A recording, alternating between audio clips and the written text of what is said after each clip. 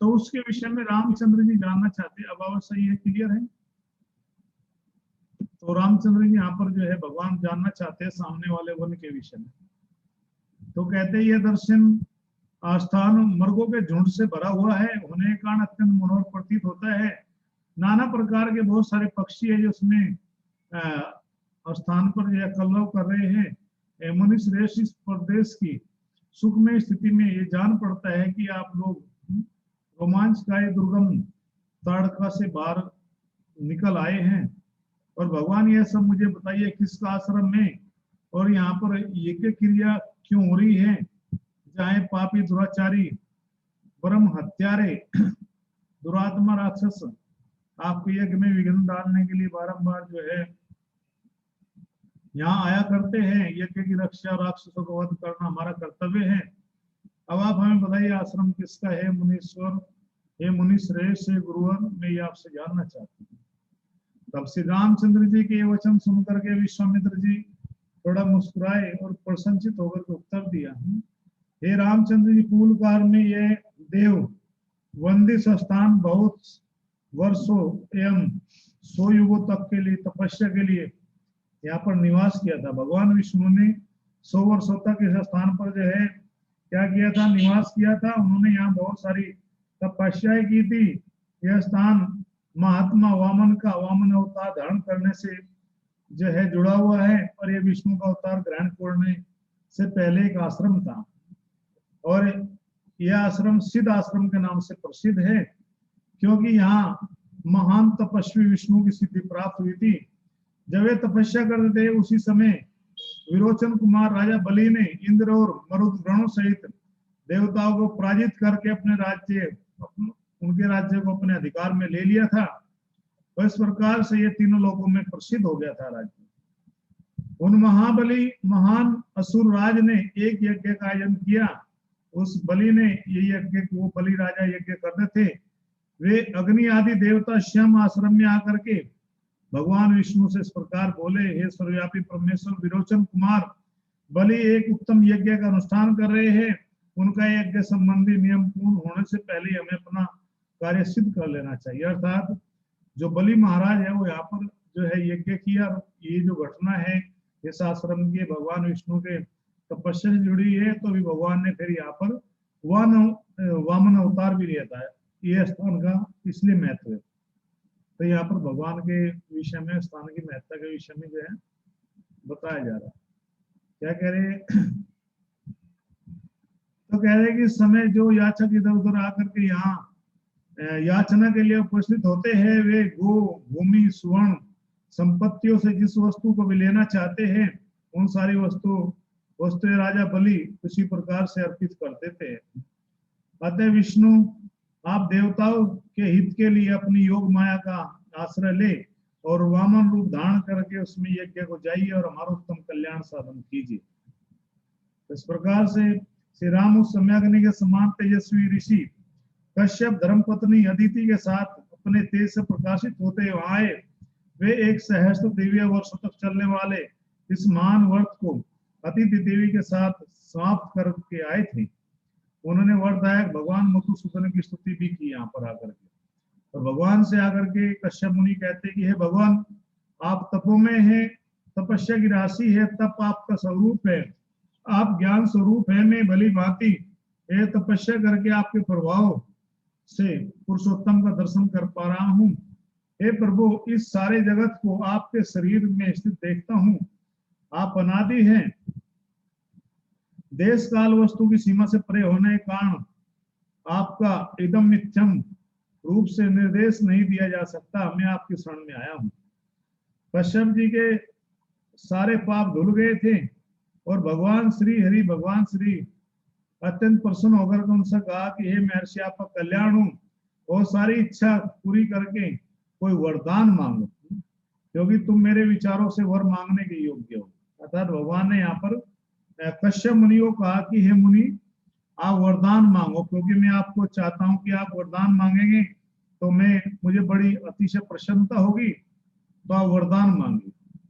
कह रहे भगवान का वचन सुनकर के मरीचि के पुत्र कश्यप ने उत्तम व्रत का पालन करने वाले वरदायक परमेश्वर भगवान संपूर्ण देवताओं की अदिति तथा मेरी भी आपसे एक ही बात के लिए बारंबार याचना है कि आप अत्यंत प्रसन्न होकर मुझे एक वर प्रदान करें। हे भगवान निष्पाप नारायण देव, आप मेरे और अदिति के पुत्र हो जाए। अर्थात यहाँ पर कश्यप मुनि भगवान को अपना पुत्र बनाने के लिए याचना करते हैं। भगवान ने कहा वरदान मांगो, तो उन्होंने भगवान से भगवान को ही मांग लिया। इतने मान होते भगवान को। असुर सुदन, आप पे इंद्र के छोटे भाई हो और शोक से पीड़ित हुए थे, इन देवताओं की सहायता करवा। देव में ईश्वर है भगवान, आपकी कृपा से यह स्थान सिद्धाश्रम के नाम से विख्यात होगा और आपका तप रूप कार्य सिद्ध होगा। आप यहाँ पर ठहरिए। इसके पश्चात महान तेजस्वी भगवान विष्णु अदिति के गर्भ से प्रकट हुए और वामन रूप में विरोचन कुमार बलि के पास गए। भगवान का यहाँ पर जो है क्या हुआ, वामन अवतार भगवान ने लिया कश्यप मुनि और अदिति जी के क्या करने पर, प्रार्थना करने पर। संपूर्ण जगत के हित के तत्पर रहने वाले भगवान जो है विष्णु बलि के अधिकार से त्रिलोकी का राज्य लेना चाहते थे। अतः उन्होंने 3 पग भूमि के लिए याचना करके उनसे भूमि दान ग्रहण कर लिया। 3 पग भूमि है भगवान ने मांगी राजा बलि से। एक भजन हम सुनते थे कि तेरे द्वार खड़े भगवान भगत भर ले रे झोली, लुटा दे सब कुछ अपना आज मान ले मेरा कहना। यानी कि तेरे द्वार खड़े भगवान, भगवान शंख तुम्हारे द्वार पर आए हैं, भक्त बलि तुम झोली भर लो, चाहे भले ही तुम्हें सब कुछ लुटाना पड़े लेकिन आज मेरा कहना मान लो। ये भजन भी हमने बहुत बार सुना है। और तो यहाँ पर बहुत सुंदर ये बात कही जा रही है कि भगवान अपने भक्त को देने के लिए आते हैं, तो वही देने वाली भावना यहाँ बलि महाराज के सामने प्रदर्शित है। तो इस प्रकार से जो है तो भगवान जो है बलि के पास आए और इस प्रकार आश्रम में विघ्न डालने वाले राक्षस आते हैं और तुम इन दुराचारियों का जो है क्या करो, वध करो। भगवान श्री राम हम लोग परम इस सिद्ध आश्रम में पहुंच रहे हैं, यह आश्रम जैसे मेरा है वैसे ही तुम्हारा भी है। यह कहकर के महामुनि विश्वामित्र ने बड़े प्रेम से राम लक्ष्मण जी के हाथ पकड़ लिए और दोनों के साथ लेकर के उस आश्रम में प्रवेश किया। उस समय पुनर्वसु ऋषि 2 नक्षत्रों के बीच में स्थित तुषार रहित चंद्रमा की भांति उनकी शोभा हुई। विश्वामित्र जी को आकर देख करके सिद्ध आश्रम के रहने वाले सभी तपस्वी उछलते कूदते हुए सहसा उनके पास पहुंचे। सबने मिलकर उन बुद्धिमान विश्वामित्र जी की पूजा की और इस प्रकार उन्होंने उन दोनों राजकुमारों का भी अतिथि सत्कार किया। 2 घड़ी तक विश्राम करने बाद रघुकुल को आनंद देने वाले, शत्रु का दमन करने वाले राजकुमार राम और लक्ष्मण हाथ जोड़ करके मुनि विश्वामित्र से बोले, हे मुनि श्रेष्ठ, आप आज ही इस यज्ञ की दीक्षा ग्रहण करें। आपका कल्याण हो। यह सिद्ध आश्रम वास्तव में यथा नाम तथा गुण सिद्ध करने वाला है, अर्थात जैसा नाम है ऐसा इसका गुण भी है और राक्षसों के वध के विषय में आपकी कही बात सच्ची होगी। ऐसा कहने पर महान तेजस्वी ऋषि महर्षि विश्वामित्र इंद्रिय जीत भाव से नियम पूर्वक यज्ञ की दीक्षा में प्रविष्ट हुए। वे दोनों राजकुमार भी सावधानी के साथ रात व्यतीत करके सुबह उठने और स्नान आदि से शुद्ध होकर के प्रातः काल की संध्योपासना नियम पूर्वक गायत्री का जप करने लगे और जब पूरा होने पर उन्होंने अग्निहोत्र करके बैठे और विश्वामित्र जी के चरणों में वंदना की, अर्थात अपने गुरु विश्वामित्र जी के चरणों में चले गए चारों कुमार। कहा कि हे गुरुदेव, अब हमें बताइए कि हमारे लिए क्या आज्ञा है, अर्थात आप हमसे कैसे प्रसन्न हो सकते हैं और हम ये सब जानना चाहते हैं आपकी कृपा से। इस प्रकार से यहाँ पर भगवान रामचंद्र जो है वे गुरु आचार्य विश्वामित्र जी के देख करके जो है ये बताना चाह रहे हैं, हे गुरु, हे आचार्य, मैं ये जानना चाहता हूं कि किस प्रकार से मेरा हित होगा और इस प्रकार से जो है मुझे बताइए। अर्थात भगवान रामचंद्र जी जो है सुबह उठे और इसके पश्चात देश काल को जानने वाले भगवान राम लक्ष्मण जो उस देश काल के अनुसार बोलने योग्य वचन के वो जानते थे, इस प्रकार से कौशिक मुनि से बोले थे। कहा कि भगवान दोनों हम यह समझाना चाहते हैं कि किस समय उन दोनों निशाचरों का आक्रमण होता है, जब वे हमें उन दोनों को यह भूमि में आने से रोकना है। कहीं ऐसा न हो, असावधानी से हम वह समय अपने हाथ से निकल जाने तो हमें बताइए। ये बात कहकर के युद्ध की इच्छा रखने वाले भगवान रामचंद्र जी उन दोनों राजकुमारों को देख करके मुनि बड़े प्रसन्न हुए और उनकी प्रशंसा करने लगे। मुनि बोले, यानी कि हे मुनीश्वर, विश्वामित्र यज्ञ की दीक्षा ले चुके हैं, अब मौन रहेंगे। आप दोनों रघुवंशी वीर सावधान होकर के आज से 6 रात तक इस यज्ञ की रक्षा करते रहे। अर्थात अब आपका प्रहार शुरू होता है, समय शुरू होता है। अब आपको 6 दिन तक जो है पूरी तरह से जो है क्या रहना है, तैयार रहना है, कहीं भी किसी भी समय आ सकते हैं। मुनियों का वचन सुनकर दोनों यशस्वी राजकुमार लगातार 6 दिन और 6 रात तक क्या करते रहे, लगातार जो है जागते रहे, खड़े रहे, और तपस्या में रत जो है एक तरह से वे सावधानी पूर्वक जो है यज्ञ की रक्षा के लिए जो है अपने आप को उन्होंने तैयार कर लिया, और इस प्रकार वे रक्षा में लगे रहे। मुनियों का वचन सुनकर के दोनों यशस्वी राजकुमार लगातार शत्रु का दमन करने वाले धनुधर वीर लगातार सावधान रह करके विश्वामित्र जी खड़े होकर के उनकी यज्ञ की रक्षा में लगे रहे। इस प्रकार कुछ काल तक समय बीत जाने पर जब 6ठा दिन आया, तब श्री रामचंद्र ने सुमित्रा कुमार लक्ष्मण से कहा, हे सुमित्रा नंदन, तुम अपने चित्त को एकाग्र करके सावधान हो जाओ। युद्ध की इच्छा से शीघ्रता करते हुए श्री राम उस प्रकार ये कह रहे थे कि उपाध्याय यानी कि ब्रह्मा, पुरोहित, उपद्रष्टा, अन्य ऋत्विक से घिरी हुई यज्ञ की वेदी से ऐसे प्रज्वलित होती। वेदी का यह जलना राक्षसों के आगमन का सूचक उत्पात था। अर्थात इससे पता हुआ कि वे राक्षस आ चुके हैं। वेदी पर अग्नि तुरंत जलने लगी।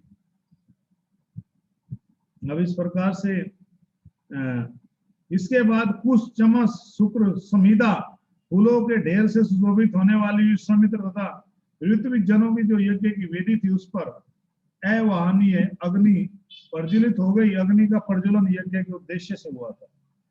फिर शास्त्र विधि के अनुसार वेद मंत्रों का उच्चारण पूर्वक यज्ञ का आरंभ हुआ।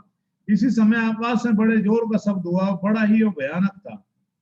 जैसे वर्षा काल में मेघों की छटा सारे आकाश को घेर कर छाई हुई दिखाई देती है, उसी प्रकार मारीच और सुभाव नामक राक्षस सब और अपनी माया फैलाते यज्ञ मंडल की ओर दौड़े आ रहे थे। उनके अनुचर भी उनके साथ में थे। उन भयंकर राक्षसों ने वहां करके रक्त की धाराएं बरसाना आरंभ कर दिया, अर्थात रक्तपात करना शुरू कर दिया।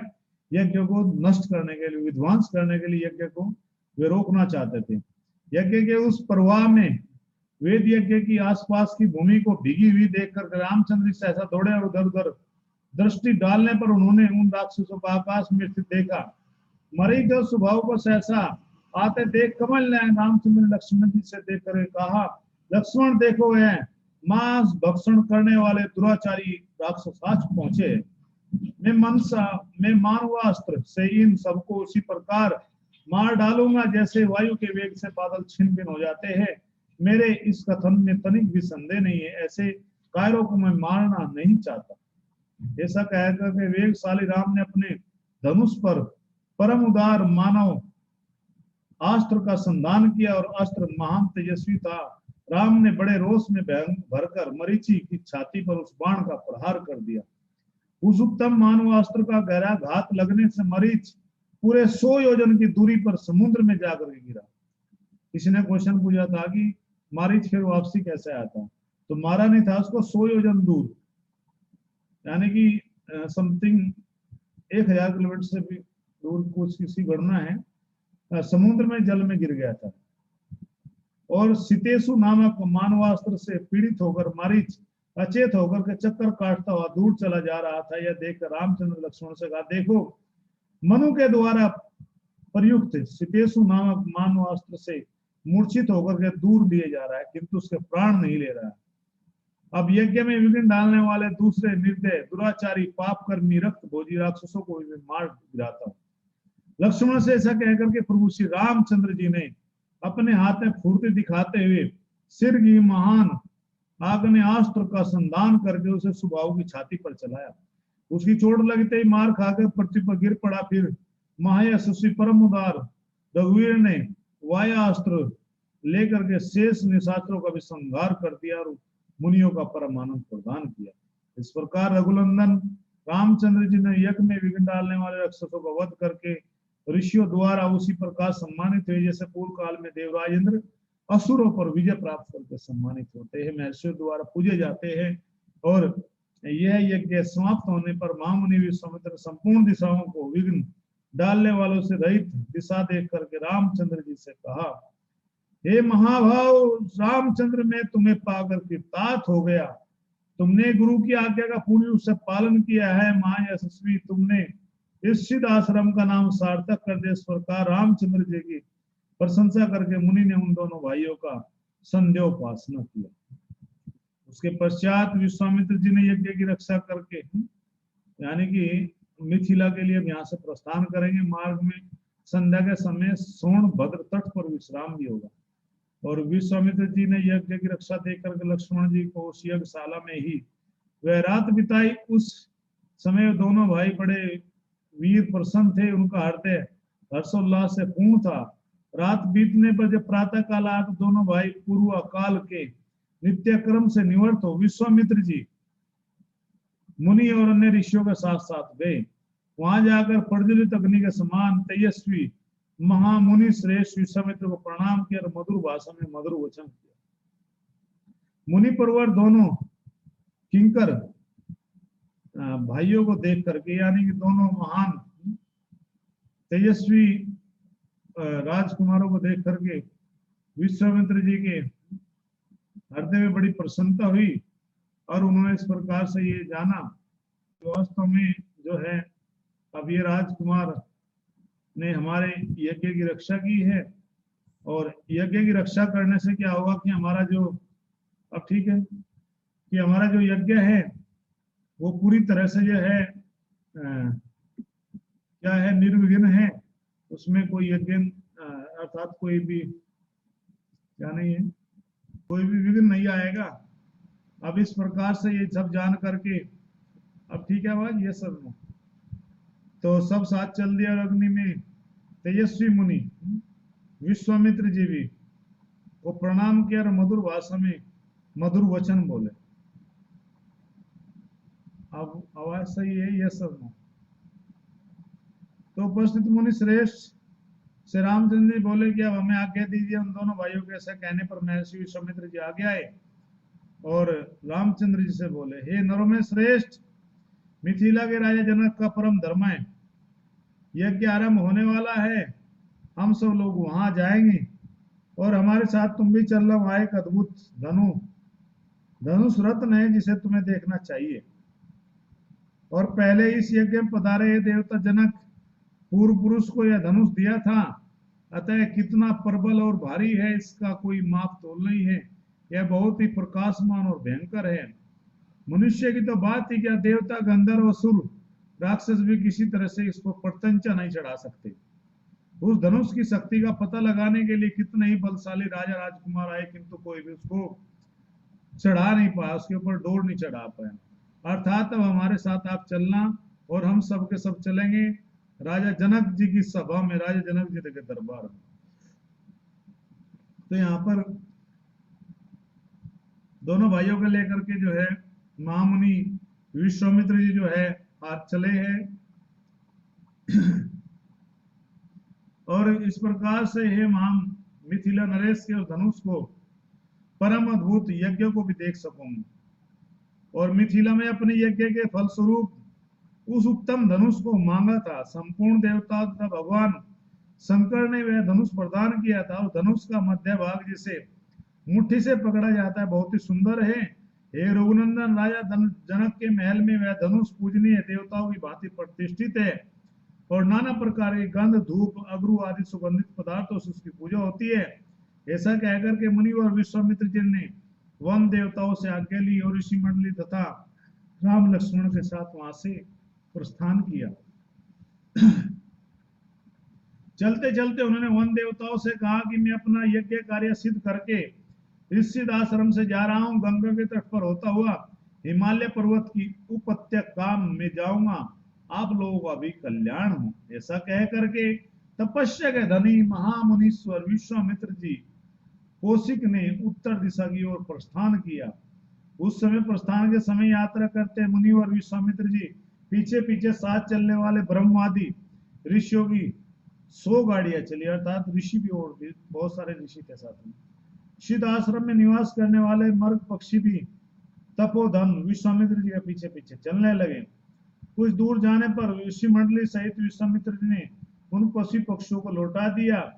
फिर दूर तक का मार्ग तय कर लेने बाद जब सूर्यास्त अस्ताचल में होने चले, तब विश्व ऋषियों ने पूर्ण सावधान रह करके सोनभद्र के तट पर, नदी के तट पर पड़ाव डाला।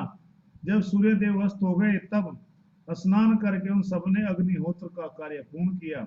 इसके बाद वे सभी अमित तेजस्वी ऋषि मुनि और विश्वामित्र जी को आगे करके फिर लक्ष्मण सहित श्री राम जी भी उन ऋषियों का आदर करके बुद्धिमान विश्वामित्र जी सामने बैठ गए।